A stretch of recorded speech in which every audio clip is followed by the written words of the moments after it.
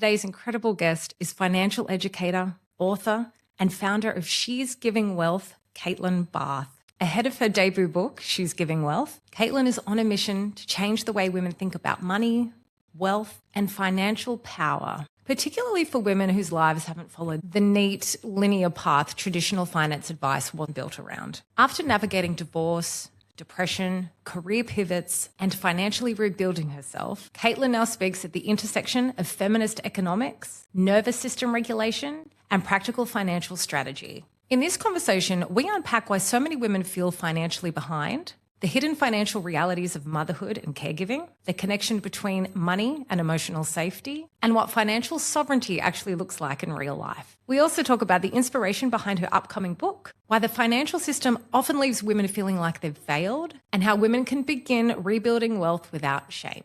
This is a deeply validating and empowering conversation, and I think so many of you are going to feel incredibly seen by it. Thank you for being here again for the Can I Get a Refill podcast. If you're new here, I'm Steph, I'm your host, and I help women stop pouring from an empty cup and start building a life that actually supports them. Jump on my website, www.canigetarefillpodcast.com.au, linked below, to download your free ebook on 7 steps to protect your energy and fill up your cup, to ensure that you have the strongest foundation to start building your success from. Download it today to prioritize yourself. Okay, now let's jump in. Hello, my cup fillers, and welcome back to the Can I Get a Refill podcast. We are so blessed today to be joined by special guest Caitlin Barth. Caitlin, welcome to the podcast. Thank you so much, Steph. I absolutely love your work, love your voice, and I'm so excited to be here and share with you. That's so nice. I'm very excited for this podcast to talk about. I love what you're doing with work, but we did have a chat off air, and it was really nice how you had listened to my solo episode, which was a very vulnerable episode for me. So it was very nice to connect on that. That really means a lot. Before we jump into questions, I'm really excited for this because I wasn't doing a lot of finance episodes or career episodes. I was doing a lot of, inner work and wellness for the first 2 seasons. And now I'm like, okay, we've worked on ourselves. Let's hit the finance and the career. And I'm really into the female perspective of finance. So that's something that we're going to talk about. And we're both mums of toddlers. So that's something that you have a 20-month-old girl, I have a 22-month-old boy. Yes. So, and it really does, doesn't it, sort of shift your perspective on everything? 100% on everything, on what wellness is, on filling your cup, on what wealth is. It's just a whole journey, and it's part of a bigger journey, of our lives. And Yes. it's been really beautiful and really confronting at times as well. A lot. And it's funny, it's like so joyous and so rewarding, and it does make you shift your perspective on things in terms of financial goals, but also even the day-to-day spending changes. I used to have, if you watch old videos, see these chip nails? They used to be like perfectly done nail. I haven't been to the nail salon in months. The delivery driver used to deliver to me all the time. He's like, what's going on? All my orders on the Iconic have shifted from women's clothing to kids' clothing. So shifts so much, your body, Absolutely. your hormones. Oh my God. But it's good to talk about it from a finance perspective. But before we jump into the questions, very excited to announce that you have an upcoming debut book being released, She's Giving Wealth, which is the coolest title. I love that so much. So talk us through a little bit, maybe about how you became a financial educator and how this book came about to be. Actually, what's the release date too? Yes, thank you so much. 30th of June. So very end much of financial year. Yeah, thank you for noting. And that was really it. Hey, it's actually being launched West End here in Brisbane in a art gallery and on the 30th of June. And it's all around that reclamation of, power for women. And end of financial year is typically a time that's, dominated by men and built for men. So it's actually around subverting that and going, actually, we're going to release a book about money, women, and power in the traditional end of financial year. And the book actually, it examines my lived experience, but also the experience of 14 other women who range Yeah, their stories are all woven in. So it's actually a book for women by women, and it examines things from perspectives of single mothers, directors, business owners, First Nations women, migrant women, women like disabled women, queer and trans women. So it actually really encompasses. I've really sought to consult, because we are very constrained by the financial system as women. But when you start layering on top of that, different identities, some of us are starting further back with even more weight. And their voices need to be heard in the finance space Yes. as well. And we never talk about that. We don't talk about that. So, yeah, these beautiful women, they've all contributed to my book. They've all given their voices. They've all co-written pieces with me. And I've partnered with this incredible artist, Nicole Shafter, and she is doing an individual portrait of every woman in the book. They've sent her their best photo. She's like got their energy, and she's actually painting commissioned portraits, and we're going to Oh, hang them in Caitlin. the gallery on in West End on the 30th of June. And so it's actually, yes, it's about my experience, but it's also around women, and when Oh, women don't gatekeep, when we oh, share power, we can make the earth absolutely shake. So that's what it is. It's very different. It's not your traditional finance book. I don't tell women what to do in it because, let's be honest, women are sick of being told what to do. We're yeah. sick of it. I'm sick of it. So Well, it's I'm going to end the episode here because we're not getting better than that. That was the best. Let's end on a high. Caitlin, how special. Firstly, congratulations on my vision board is having a book release. I'll get to that one day. What an amazing feat to do that. But what a unique book. I never really hear of experiences like that with all different women from all different walks of life, and how beautifully inclusive to include women, because already you're on the back foot as a woman in career world or finance world, but to have people from all different demographics like that is really special. But with the portraits and everything, what a beautiful experience. This book launch is going to be so magical, and I'm super jealous because I really wanted to go until I realized it was in Brisbane and I'm in Sydney. I love a good know. book launch, but I'm I know. so excited to read the book, Caitlin. I cannot wait, and I'll share my thoughts and feelings on Instagram. I'm an avid reader and I love reading books from my guests as well. But everyone check out the show notes and everything, the description. I'll have everything linked for your website, your Insta, your book and everything. So what an Thank you, Steph. empowering book this is. Super, super excited. We might do a part 2 after I've read the book, because I I would might love have that. further Absolutely. questions. Absolutely would love Yeah, that. there's always going Yes. to be finance questions to be had on this show. So that's Absolutely. great. Well, let's Absolutely. dive Yeah. straight into it. So you speak a lot about women's financial journeys being non-linear with caregiving, career breaks, divorce, burnout and rebuilding. And hormones, especially. I even forgot that. Why do you think traditional financial advice has failed to reflect the reality of women's lives specifically? It was built for a life that wasn't hers, is the simple answer. When we look at financial advice, it is, from a system that has not just not included women, but it's actively constrained women and been designed against women's entry. So that's very different. It takes things from emotion into, it's actually not an emotional issue. It's data, and it's factual, and it's logical, and there's a logical reason that we feel the way we do as women about money. It's And it's validating, right? so validating, and it's Yeah. that relief of, oh Yes. my It's not gosh, in my it's not head. me. Yes. It's not in my You head. weren't And designed to every succeed. Yeah. No, thank you. We're not Mm. designed to succeed. And traditional advice assumes a linear career, uninterrupted earning trajectory, two income household, and no disruptions. And it reflects less than 50% of the population, and rarely for women.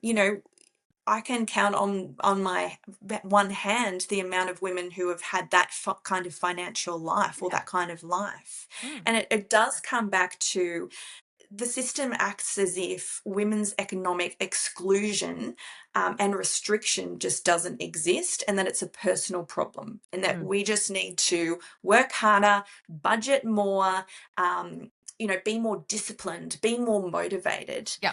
And it's absolutely not right, because caregiving career, even to aged parents, the amount of women I talk to, and Maria in the book, she actually turned down promotions, she turned down relocations, she turned down Yeah. things not for her kids, but because she was looking after an aging mum. Yeah. And that's an experience that men don't typically have, because Not as much. caregiving Yeah. is firmly, yeah, typically on women. So I think that when we follow the advice and we still feel behind, Mm. that's systemic design. It's actually not personal failing. And the language around women, it's fucked. Like it is definitely, Absolutely. you've failed. You need to save more. You need to spend less. But then our expenses are skyrocketed. And then it's the expectation of, if a woman's in public not wearing makeup, she's shamed. But then, but women are overspenders. Well, you're damned You if you do, can't damned win. if you don't. Yeah, you cannot win. 100%. You Yeah. cannot win. And I think that the traditional advice is built for a life we just don't get to live as No. women. And so, No. and then it's personalized when we think that it's, and the system's like, oh, it's not working for you. Well, that's your problem. And this is where you get to make it up. But really, if women, if we were compensated for the work we actually did, women would be the highest paid demographic in the world. But we're Yes. not. No. We're not, we're actually overworked, and our energy is under leveraged. Yes.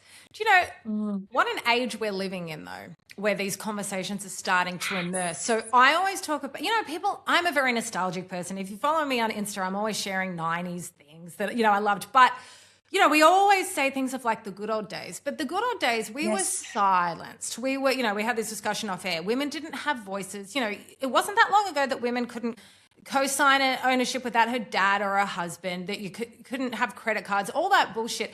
And I'm seeing in society now, it sort of started, I reckon, around lockdown times. It really started, with the Black Lives Yes. Matter movement and the Me Too Yes. movement. People Yep. have had enough, and the people who have been controlling things, and we were all puppeteers, or we're all puppets, we're done. So yes, it's Yes. an overwhelming society where everything's at your fingertips with social media and the internet, but it's given us that space of freedom to have our own voice that we didn't have before. And all of a sudden, the momentum of women, especially in the space of empowerment, career and finance, we're building a sisterhood. I have goosebumps. Can you see them? I actually do too. It excites me so much. It really is the time for the divine feminine. So let's, A, have a voice, but B, let's do things our way that suit the female body and life, and 28-day cycle, not the 24-hour cycle. So Oh, it's wonderful. What you're doing is as a service to the community. And I think too, also, wanting to be wealthy and abundant was seen as sort of a greedy or selfish thing years ago. And it's not. I always talk about money as an amplifier, much like alcohol. It either brings out, yes. if you're in a good mood and drink, it brings that out further. If you're in a bad mood, it brings that further. So I think if you're a good Yes. philanthropic person, you can do great things with money. So yeah, it's a wonderful time. It's a wonderful It time is. to be a woman and have your say. So it's really It great that we've is. got conversations like this. Absolutely. And I think what we're seeing as well is a sharp rollback in many countries and many areas as well, almost as a reaction against what's happening on the grassroots level. So we're seeing obviously what's happening in America, and where, women's rights that, have taken hundreds of years Yeah. to actually achieve, there is that rollback and there is that reactivity, and we're seeing the reaction against it. But on the same level, we're actually seeing consciousness, that Yes. evolving consciousness. And I think the abuse of power brought that out, though. So it's like what we were discussing off air. There's certain things that yes, happen in my personal life that I used to feel resentful for. And now I'm like, yeah, but you know what? It unlocked my superpower. When people abused yes, power over me and took my voice, it unlocked the superpower where I'm going to inspire other women. Whereas I may not have felt that before. I may have been more of a silver spoon life where I just went along like the current. And Yes. yeah, it's that Yes. abuse of power. We've all had enough. We're all speaking up. 100%. And I think that's the commonality in our experience. We are used to being constrained by a system that, is designed not to let us win. And the more we speak to it, the more we actually share power. And the sisterhood doesn't, gatekeep, it shares power. And our power as women has always been in our connectiveness, in our empathy, in our ability to share, to create those networks, and to champion each other. And, in the book, I talk about Agatha, like she's this beautiful, beautiful woman. She migrated from South Korea. She's got multiple degrees, the most, she's director level. She's a phenomenal woman. What she describes to me as the calibration that she has to do to her energy, to her attitude, to her way of being in a room that wasn't built for her as a female and as a woman of color. But the most beautiful thing that Agatha said to me is in the book. And we were on the phone one day and we were talking about how difficult it is sometimes to, make these steps and make these changes for women. And she just said to me, but Caitlin, like if we all share power, she's like, oh, it's like that saying, if we all jump together, then together we can make the earth shake. And I Oh, was like, I haven't heard that saying. I think you just made that up. And it's true. Like, if we all just do a little bit together, we don't have to go out and change the absolute world. But, and it does start. I'm sorry, I could talk all day, but no, looping it's back to fun. what you said, your first few seasons were on health and wellness, and that Mm. is foundational, Steph. And that's where reclamation of power begins in our bodies and actually reclaiming our energy, reclaiming our mental health, our emotional health, because that is the infrastructure that wealth is built on. Yes. But look at our So energy beautiful. really jump up because this is an exchange. We're talking about these things, and there's something like you said about women when they come together, standing on each other's shoulders, lifting each other up. Like when you go to a seminar where it's all women and you leave with the best. So I think that's the natural feminine urge. But in the patriarchal society, we were pitted against each other. There were Miss Universe pageants where you're standing there in a bikini being judged for how you look. So we were competitive with one another. Or, the Yes. Bachelor, like I always say, the Bachelorette didn't work as well because the men all became friends and the women were more competitive with each other. But that's the way that the producers made that happen. But I think the natural inclination is to really bond with each Yes. other. Like back in village days of, the women really work together. Like I always think about the elephants at the zoo. They separate the men because they keep trying to hump the women. And then the women are all together and all the aunties are helping raise the kids. And I'm like, the elephant is my Yes. spirit animal because I just feel like I go further in life when I've got that sisterhood around me. So Yes, yeah. yes. I think that elephants are a matriarchal society, so that actually Yes. works Love really them. Oh, well. Caitlin, we could talk for hours. I will We move could on. But yeah, I talk. love that so much. One of the most powerful things you talk about is the connection between money and nervous system safety. This is so up my alley. Can you explain what happens psychologically and physically when women feel financially unsafe and why just budget better often doesn't work? Great question, and that comes back to because the body knows things that the spreadsheet doesn't. And when we look at financial stress versus financial trauma, there's a really big difference, and no one talks about financial trauma. We need to talk about those different things because they come from different starting points. So, financial stress says, I'm overwhelmed, I've got a lot to get through right now. But financial trauma says, I'm not safe. I'm not safe with money. Money is not safe around me. And we put that down to personal and we go, we'll manifest our way out of it. I'll do some self work on it.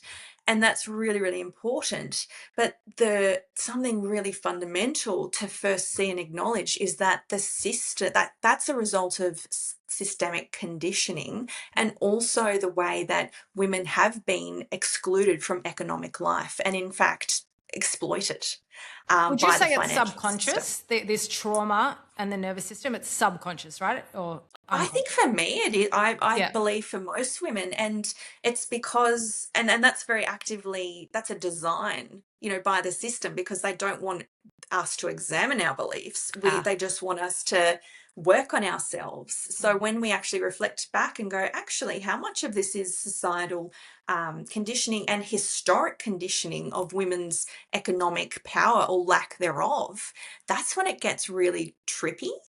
Um, Mm. and for women, money has always represented safety or lack thereof it. Yes. And when you look at it, for millennia, money has controlled, I'm getting goosebumps again. Yeah. Money has controlled our safety. It's controlled who we get married off to, like chattels, Yeah. traditionally.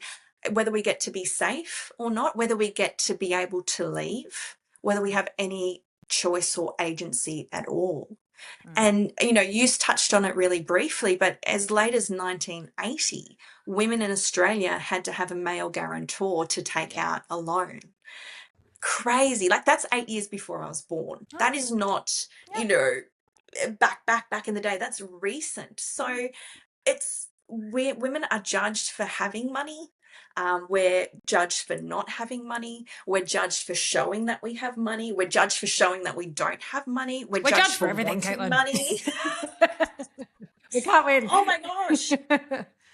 And then we kind of go, oh, I don't know why I feel so unsafe around money. Well, you've got generational financial trauma, most likely, and it's been passed down from, great grandmother all the way down. And the conversation today is still about restricting money when it comes to women. Like, overwhelmingly, it's around budgeting. It's around, get this app to get 20 cents off your grocery shop. I'm not saying don't save. I'm not saying don't be aware. No, but it gets to a But if point where that's it's really just about building more wealth. And I had that discussion not long ago with a little while back now with my husband before we started doing our own businesses. And he's like, listen, it's gotten to a point where you can't make any more cutbacks. You're like budgeting as well as you can. Now it's just about increasing your salary, But my go-to was, what am I doing wrong? Where can I stop spending? And it was really just, girl, for your talent and your skill and your intelligence, you are just not earning enough. Yeah. bam, Yeah. bam. And then it's that whole work of reclamation of going, okay, I don't want to like control money, or I actually want to direct it. Yeah. I want to just dictate where it goes. I want to protect what it invests. I want to direct it. I don't want to shrink it. Mm. And in the book, I talk just briefly as well. There's so many beautiful women in this book, but Kazi, my friend, she actually grew up in a housing commission sort of environment. She and her sisters, they used to pound macadamia nuts on the concrete back porch to get enough food to supplement, because they were always hungry growing up. Ugh. And her dad was abusive, terrible, terrible man, but essentially he would borrow money from them and go and spend it at the pub. And then it would never be referenced again. You couldn't ask about it. It was Oh, gone. He would borrow it, but he abuse would of take it. power. Yeah. Absolutely. And so for Kazi, it was really interesting talking to her throughout the book, because I said to her, well, what kind of messaging did you have from that around money? And she Can looked I at me pause and you for said, one sec? Can I please. guess? Can I guess that her blockage around money was don't make more because it'll get taken away? Bam. Yeah. Bam. It's Yeah. never going to be really yours anyway. So Yeah. why even learn how to make it or direct it or do anything with Yeah. it? It's never really yours anyway. Yeah. And that's Wow. just one story, but that just illustrates the mindset that most of us have unconsciously inherited from our families and but like from the system as a whole. Yeah. And, like even the safety of money is choice. And I don't want to be too repetitive, but I came from many years ago, I was in a domestic violent relationship, and it was a long time ago, 2005 to 2010. And I always talk about how the fastest growing demographic of homelessness in Australia is women over Good. 55 because they didn't Yes. have, they took all that time off to raise the kids, didn't have super, Yeah. didn't have all this money. Their husbands controlled the money. Yes. They're out on the street. They're living in their cars. It's horrendous. But Yeah. I was obsessed with the movie Waitress. Have you ever seen it? And it's a musical now. Haven't. Kerry Russell from Felicity. That was 2007 that came out. So right in the midst Yep. of me being in that. And she has a violent husband and she's pregnant and she's hiding away money and just trying desperately to escape. And I remember her saying that, she was writing a letter to her baby, I think, the upcoming baby. And she's like, there's just so a lack of freedom, just security when you're a woman, a lonely woman with no money. And it just resonated with me so much that, like, I was lucky enough to have, a family to go home to, but so many women don't. And it's so, and, people will always ask, oh, why did you stay? Because they might not have fucking options and they don't want to be homeless, and they especially don't want to make their children homeless. So, yeah, having like that financial literacy for women is really, it's not just power, but it's safety, it's independence, that we can 100. not rely on dangerous men to feed and shelter ourselves. Yeah. 100%. And often the avoidance around money is protection, and it's biology. It's a biological response, to keep us safe, because we associate money with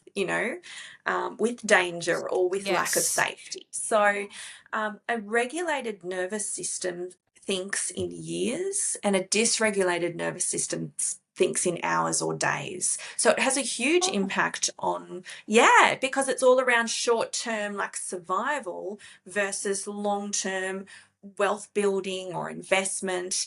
So when you were saying, like, listen, I've spent 2 seasons on health and wellness, that's a beautiful foundation, because that's wealth building in its earliest form, is actually safety first, safety in the body.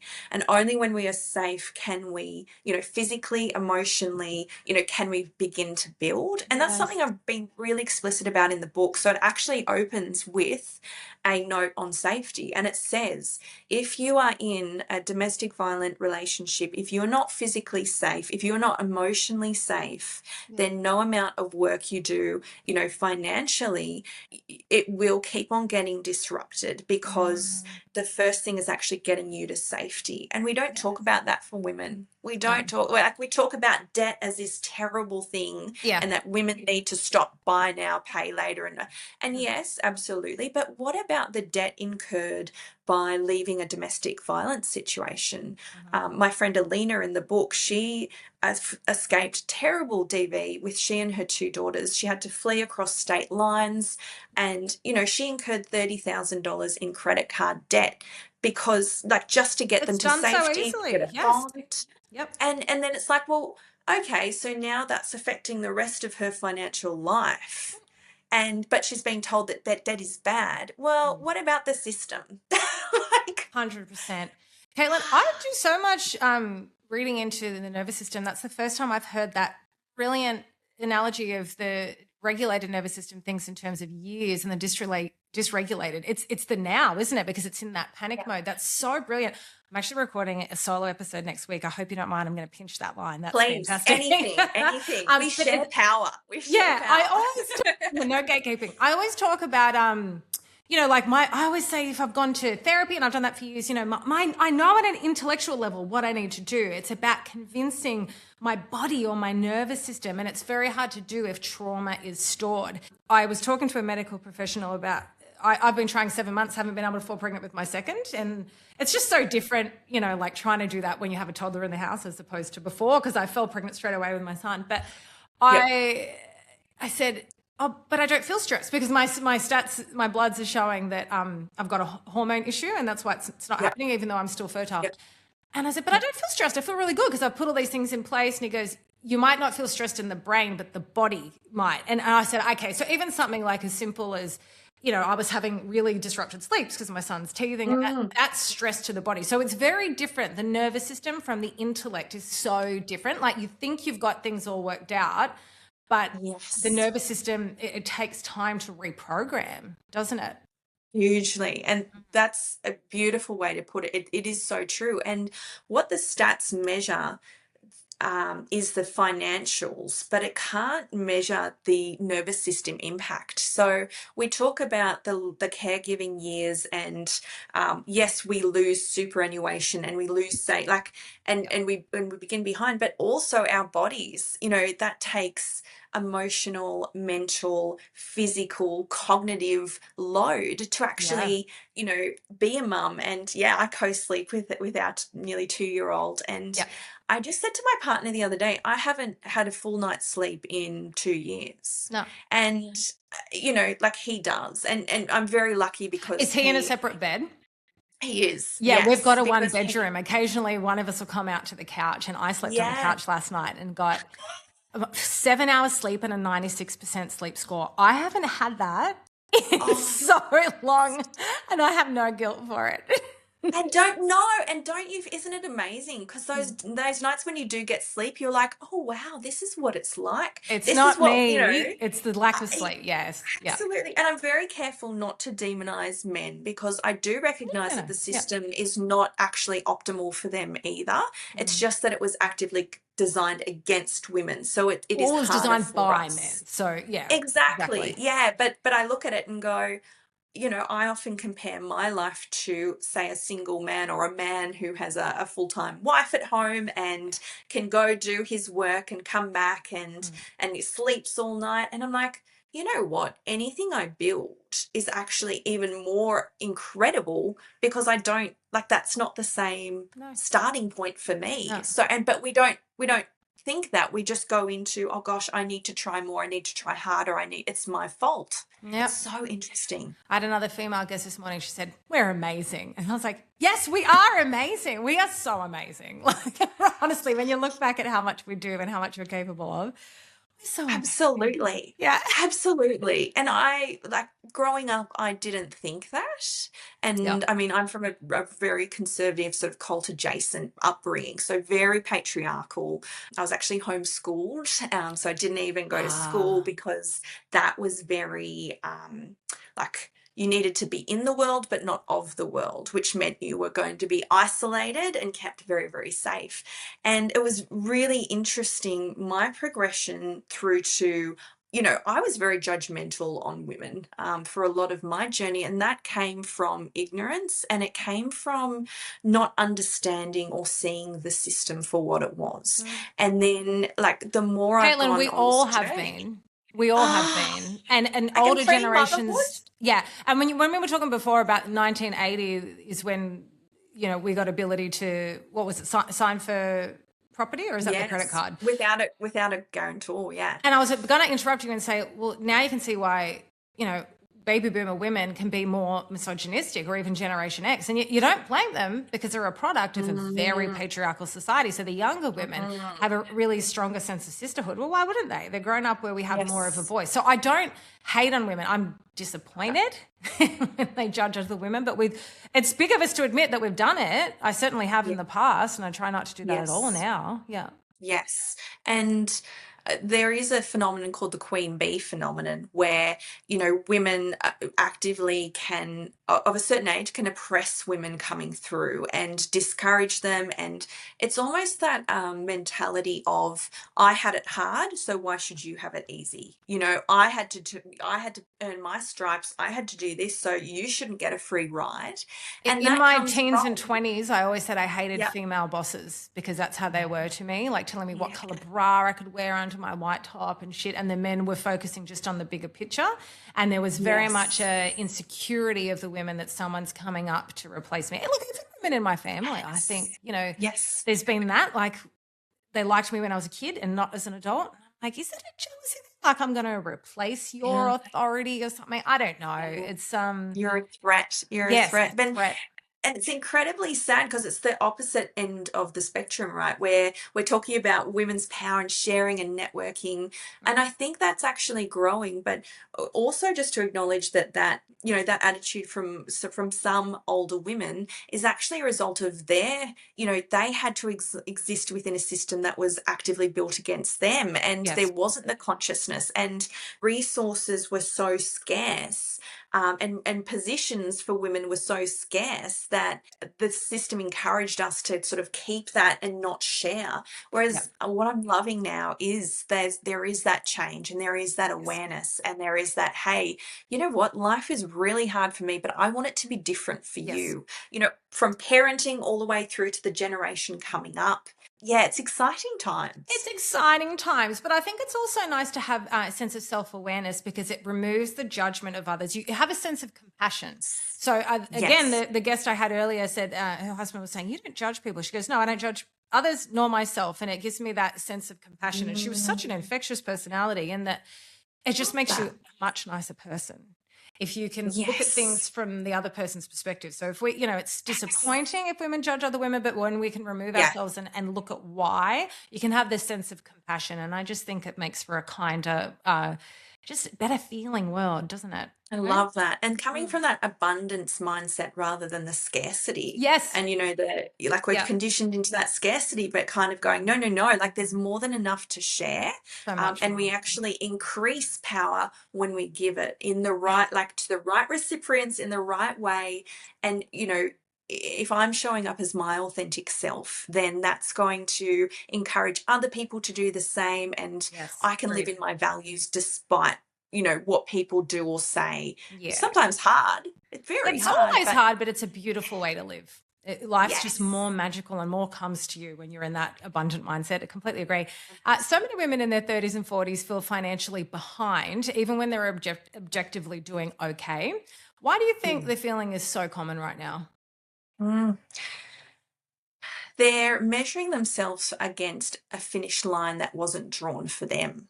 Okay, So, and we touched on it really briefly, but we are comparing ourselves to people who do not have uninterrupted careers, that's true. who get full night's sleep, who have professional advantages, who don't have the super gaps, the unpaid care is obviously an hour extra per day for Australian women. Yeah, And so that accumulates. And in a lifetime of earning, that's 7 years of unpaid work that we do over our lifetime. mm, So you can't say that that's insignificant. So yeah, when we compare ourselves against that, we're always going to lose. And then the feeling is it's my fault I'm losing, but it's not. It's very structural. yes, that's so true. Yeah, that's why advocating for yourself for pay rises is so important, right? To make sure you're paid what you Yes, deserve. Yeah. Um, 100%. I heard someone say something like men do that better. It's like an ego thing, like they feel less apologetic. I've always gone in for pay rises and always gotten them, but I think I've always had a sense of knowing my worth. So I think a lot of it Yes. comes down to that. That's why I was talking about working on the Yes. self. Is it adds to everything, your finance, your career. Yeah, Absolutely. sure. Absolutely. And in the book, I actually used the example of Katie and Steph, this beautiful queer couple. They're just, the most incredible, incredible girls. One works in finance, the other's like a scientist. And Wow. together, they actually sat down together. I love this. And they decided they were going to ask for a pay rise. They did their research, they found out what the median would be. They figured out they were underpaid, and then they actually put forward a dot by dot, point Yes, case for that's what why I've they always they done. needed Yeah. it. Yeah, and it was factual and it was logical. They spent an hour preparing together, walked in, and ended up with a combined $37,000 Good worth for them. of pay rise for an Oh, hour's work.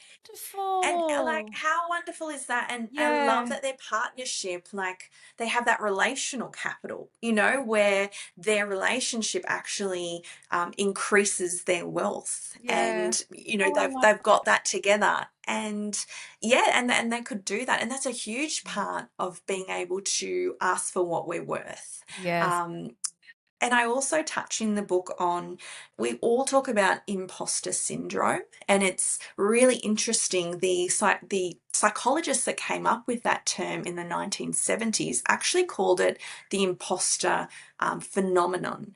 But then the culture changed the word from phenomenon into syndrome. And when you say syndrome, it then becomes something that Negative. women have to work on. They have to Ah, fix about themselves. It's not a critique of the room, it's a critique of yes. the woman. So Yes. I've actually recoined it, and I'm not using imposter syndrome anymore. I'm using exclusion recognition, Oh, because that's what it is. it is. We are just recognizing that the rooms weren't built for us and that we are excluded. And that's actually a systemic, you know, awareness, Love instead that. of oh gosh, this is a personal problem of mine. Have you seen a new movie on Netflix called Ladies First with Sacha Baron Cohen? Have you seen I it? am obsessed. I watched it Oh, 2 nights ago, and I fucking was like, good. Ruben, you've got to like, we were watching You it know, again my together husband, last I'm like, night. no, it's going to be good.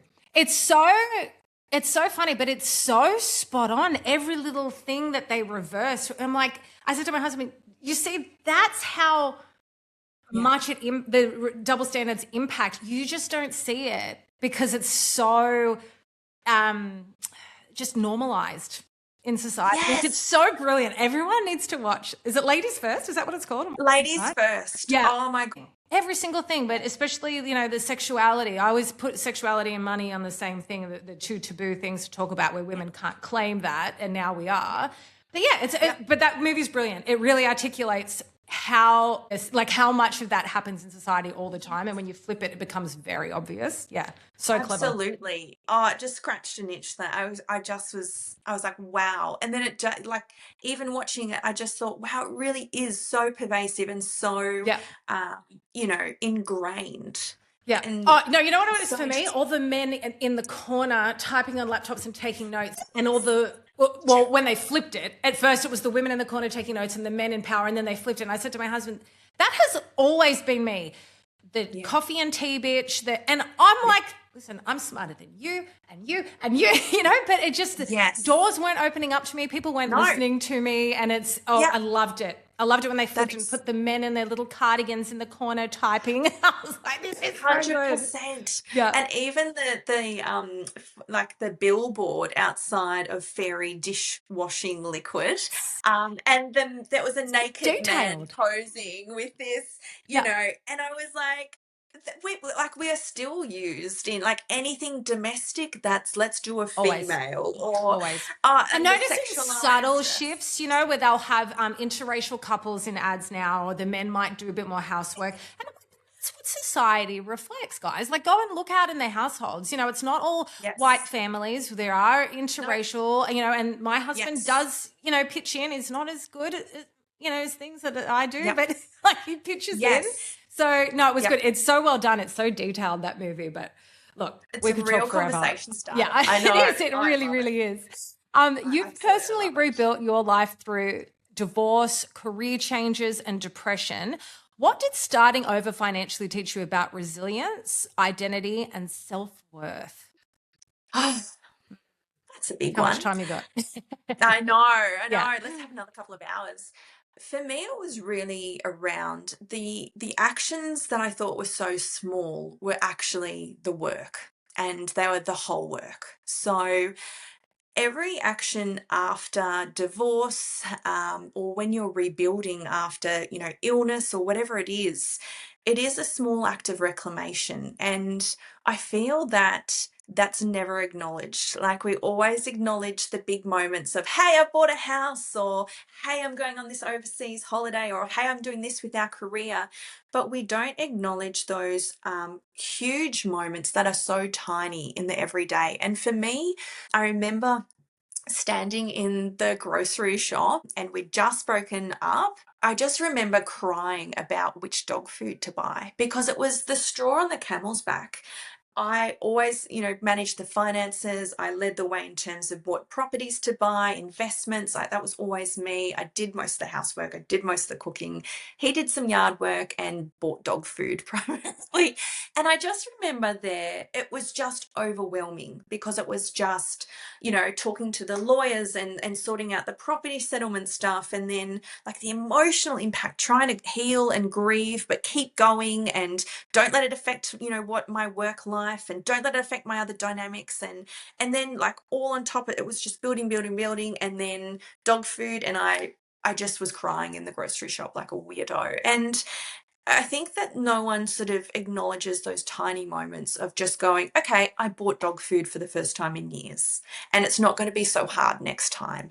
And okay, I've just signed the papers, or I've made an appointment with a lawyer, or I've made an appointment with a financial advisor, or I've taken myself out for a walk today and I really didn't feel like it. Or I've made that appointment with the psychologist.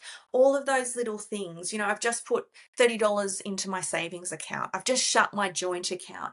All those things that no one else sees that are a huge part of the work of financially and in every way rebuilding. And I will also say that every quality that you have and that you build during your phoenix moment, and what I call it in the book is that moment where you rise again through these your repeated small actions.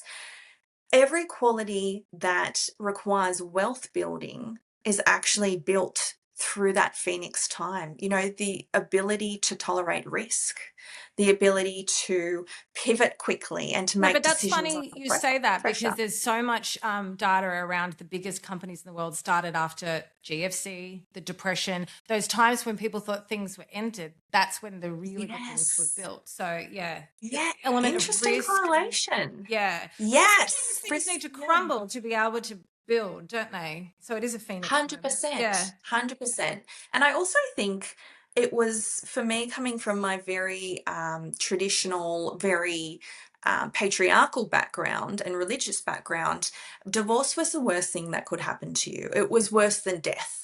It actually would have been easier if my husband had died in some Yeah. ways, my ex-husband had Yeah. died, because, it wasn't then going to be my fault. I wasn't going to be told, oh, you should have tried this, you should have done that. The unspoken message wasn't going to be, you should have tried harder.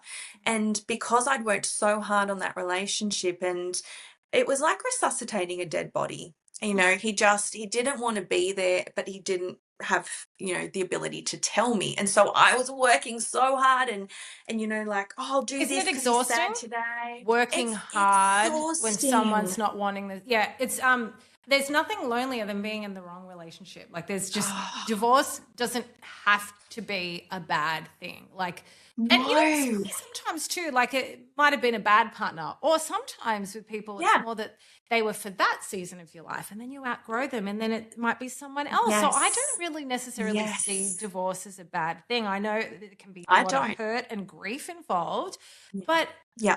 staying in the uncomfortable is just so much worse, like, in the long run. Absolutely. Like, taking away dangerous 100%. relationships, just Yes. putting up with what's okay. It's just not Yeah. the kind of life I ever want to live.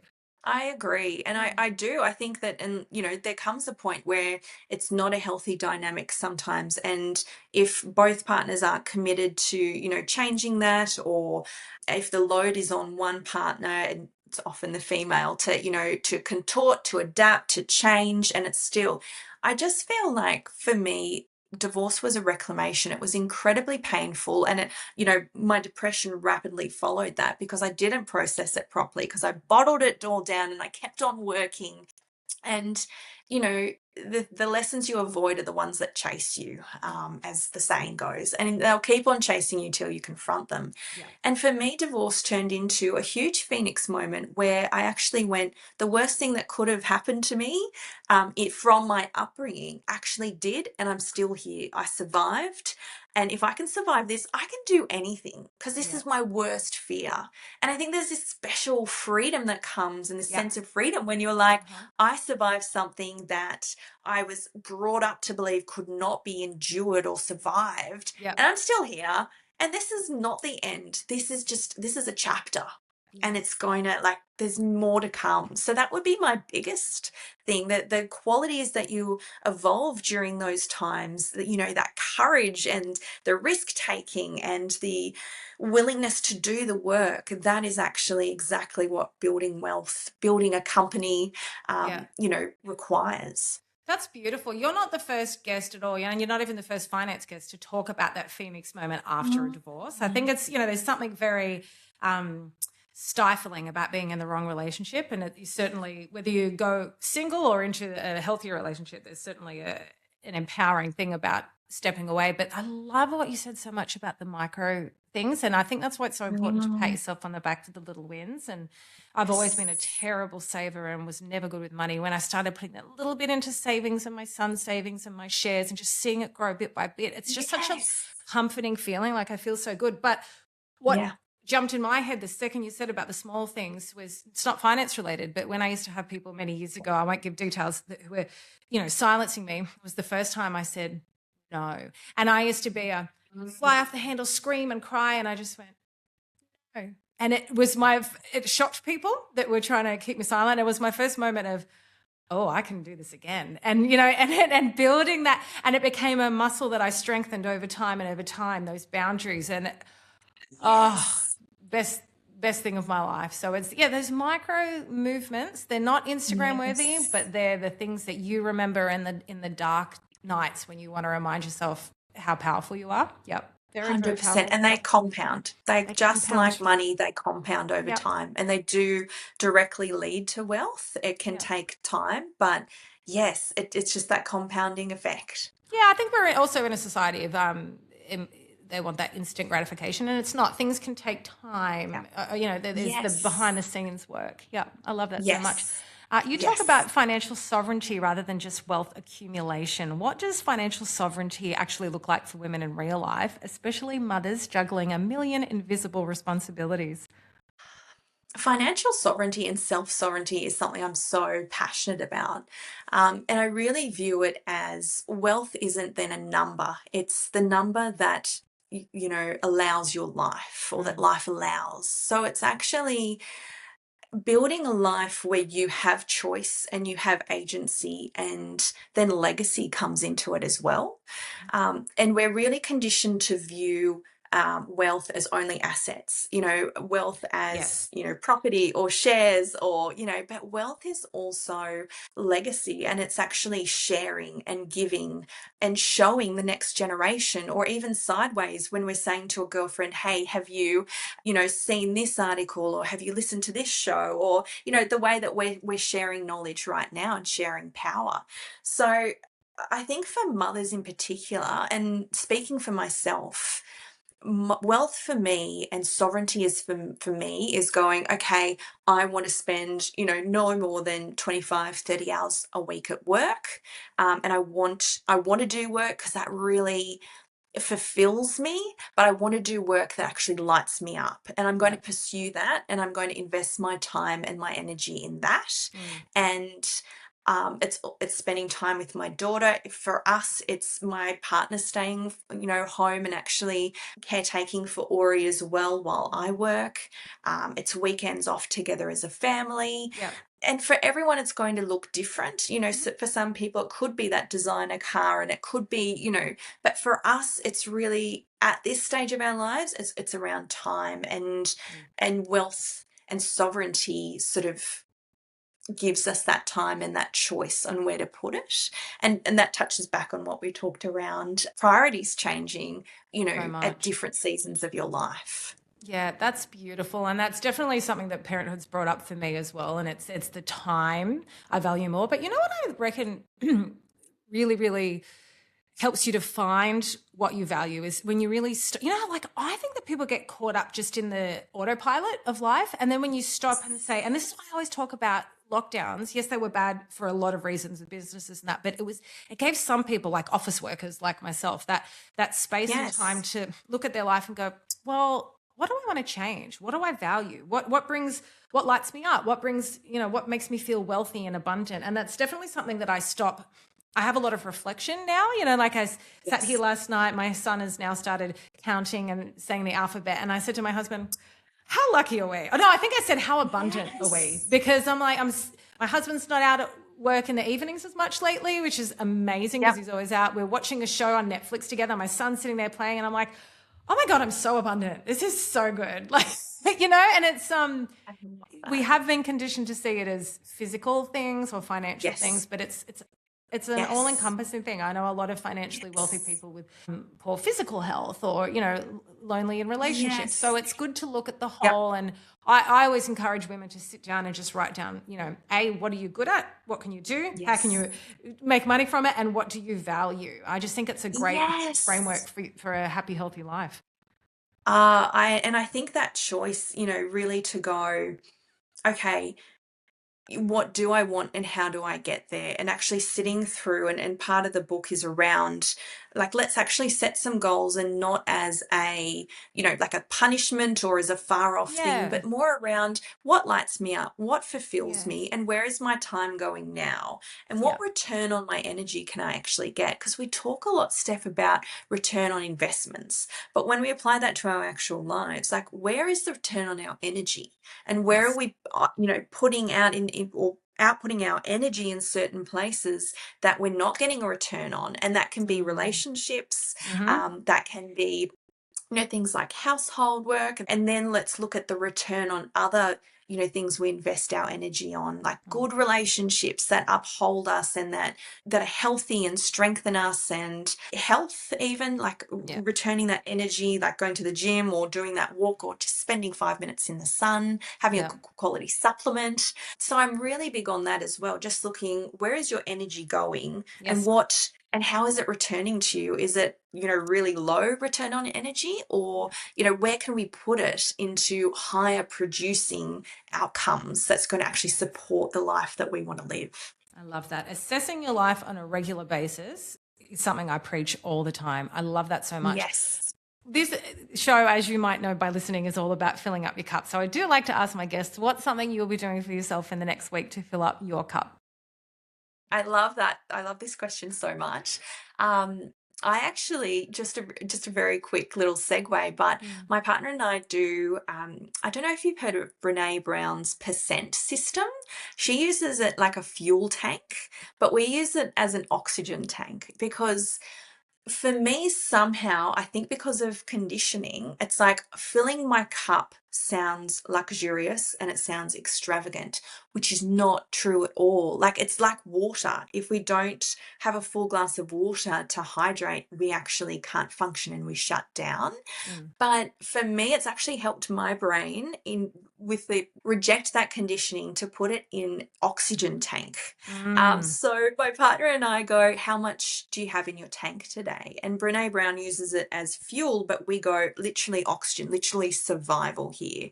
And if I say to Ruben, okay, I'm at 20% and I've got 3 articles to write, and I've got, Ori screaming, and, I've got 3 loads of washing on, and, this is happening at work, and he'll be like, okay, I'm at 65%. We're very accurate, by the way, very accurate. Um, and he's like, I'm at 65%. Why don't I take Ori for 3 hours? Will that give you enough time to do? And I'm like, oh, yes. And then he's like, what can you do for yourself? What can you do to fill your cup? And I'm like, well, I could go for a walk. He's like, great, go for a walk. And then he's like, and then when I come back, if you could just have Ori for a couple of hours so I can get my projects done, because and I'm like, yes. And it just has helped us so much, Caitlin, because then it's not. I'm laughing because if you listen to a lot of my previous episodes, I have referenced Brene Brown's percentage thing, I'd say at least 7 times, but the percentage I used was 20 and 60. So when you said 20 and 65, I'm laughing like, oh, this is gold. But I love that. And I say it to my husband all the time because I'll watch him a lot. But he doesn't do Yes. that. My husband gets in his name's Alan. We call it the Alan bubble. He can only Yeah. really focus on one. He's a beautiful, kind man. Everyone loves him. But I have to verbalize what I need. He's not good at reading, and Yes. that's not his Yep. strength, so that's fine. Yep. So Yep. Saturdays are he takes my son to swimming, and I might either do me, go for a run, or you know what, sitting and editing podcasts. People might Yeah. think that's work. Do you know how much I love that? Like this chat with you now is filling up my cup for the week. Tomorrow he'll take him to swimming. I'll probably edit this episode, and that's really filling up my cup because it's in a quiet house. I don't have to feel guilty because I do most of the parenting during the week. But now that he's in Yes. daycare, I'm like, well, I'm not doing as much, but it's okay. And my husband has more free time on the weekend, so him taking him on a Saturday for me Good just on to do you. things for myself guilt-free is the ultimate cup Yes. filler. But I do love the percentage thing. I'm very big on Ah, that in it my just house. removes like the emotion out of it, isn't it? Because then it Yeah. becomes statistical. It's just data. It's not personal. It's not even That's saying to right. him, like, I'm at this and you're at, like, and we're not comparing. Like, it's No. just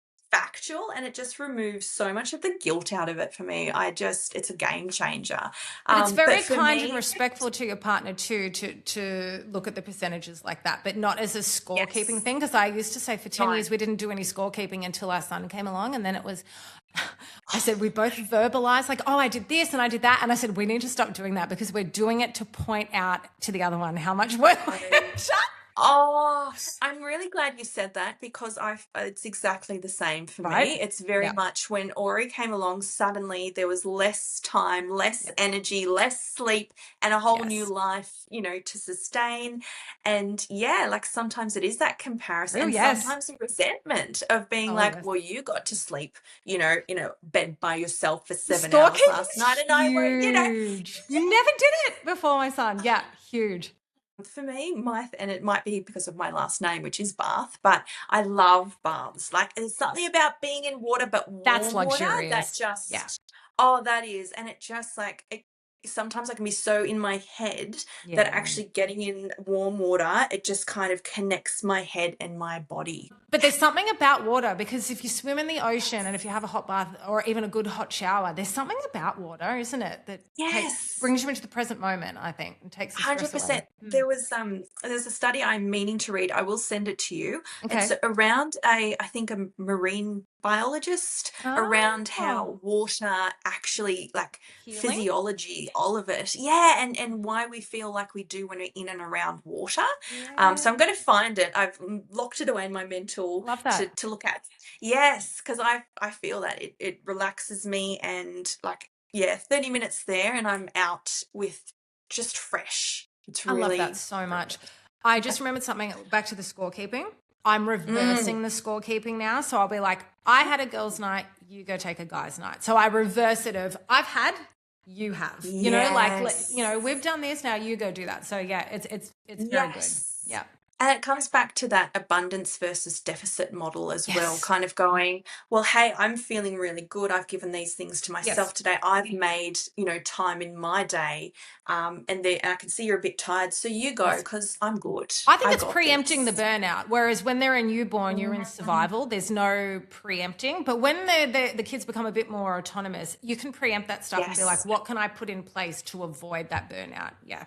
100%. And your pattern recognition gets better, right? Because Yeah. you've had them for longer and you can go, oh, okay, we're running Yes. pretty Yeah. fast this week, but by the weekend we're going to crash. We'll all be in Isn't tears. that So funny? They're why don't such a we? stranger when they first come into your life. And now you're like, I know what you're going to do today. Yeah. It's so funny. Yes, it just helps. And then you can recalibrate and go, okay, well, we're going to change a couple of things today, to, fill our cups, fill our oxygen tanks. And then it Yeah. means that the weekend's not going to be everyone just crashing and Yes. burning. And we can Yes. actually enjoy Because weekends ourselves. shouldn't be for recovering from the week. They should be No. for enjoyment. It's R&R. Yeah, oh, Yes. totally agree. Yes. Yeah. We got a Yeah. music festival around here and sunshine in Sydney this weekend for the first time in about 2 weeks. So I will be out getting that vitamin D hard. I'm going to try and Amazing. avoid doing work, but I love the Yeah. work. So I'll probably do some I work. know. It's a fine line sometimes. I'm the Yeah. same. I'm like, I'll just do this. And sometimes, Sure. Yeah. honestly, if mentally Yes. you are going to think about it the whole time anyway, may as well just do it, get it out of the way. I That's agree. my philosophy. I agree with that so much. I actually go to bed feeling accomplished, like, oh, I edited that episode. I'm good. Yes. Caitlin, I can we could talk relax. for 5 hours. You are such a beautiful human. I have enjoyed this chat so much. I wish we were in the same city, but if you are in I Sydney, know. please let me know. But we'll stay in I touch on surely will. socials. Send me any stupid thing online that you think I'll like. But you're a beautiful human. I love what you're doing. It's so beneficial for women, and I'm so excited to read your book. So everyone check the links in the show notes 100%, and I can't wait to read it. And I think we might do a part 2 after I've read it. I'll probably have I would love that. Thank you so much. I could just talk to you for hours, but thank you for what you're doing. Thank you for the amplification, of women's experiences. And I'm so excited to connect with you, share power, Yes. and shake the earth with you. Oh, love that so much. Everybody, I hope you got so much out of this episode. I know you did. Do check out those links in the show notes and please do something in the next week to fill up your cup.